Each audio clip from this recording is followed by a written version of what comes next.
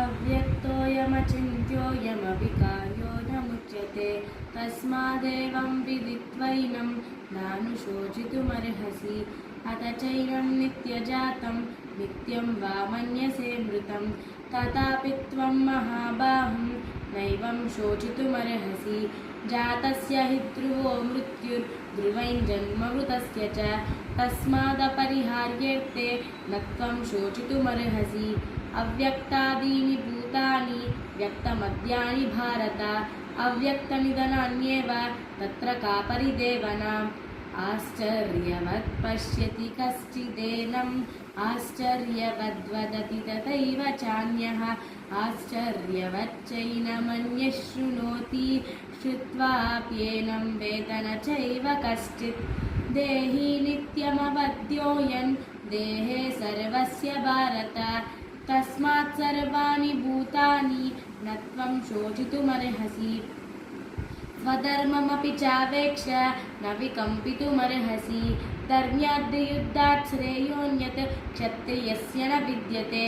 यदृच्छया चोपपन्नं स्वर्गद्वारमपावृतं सुखिनः क्षत्रियाः पार्थ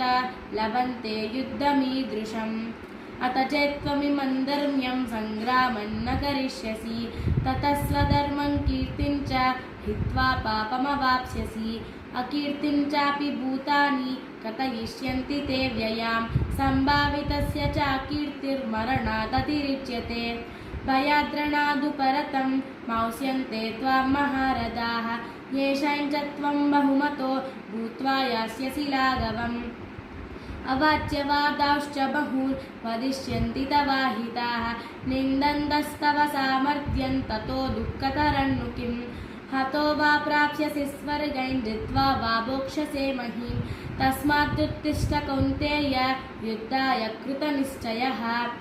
सुखदुःखे समे कृत्वा लाभालाभौ जयाजयौ ततो युद्धाय युज्यस्व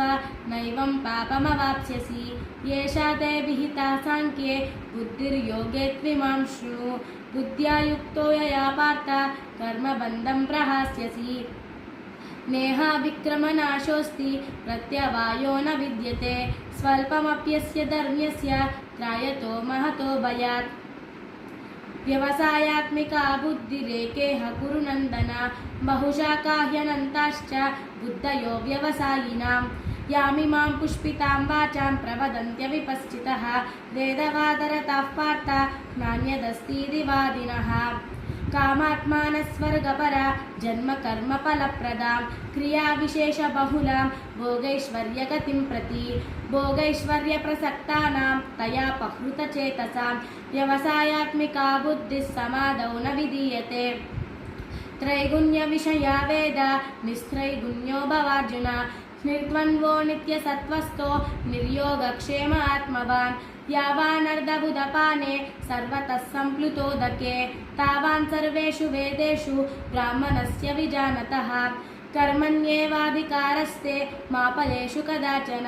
मा कर्मफलहेतुर्भूर्मा ते सङ्गोऽस्त्वकर्मणि योगस्थः कुरु कर्माणि सङ्गं त्यक्त्वा धनञ्जय सिद्ध्यसिद्ध्योः समो भूत्वा समत्वं योग उच्यते।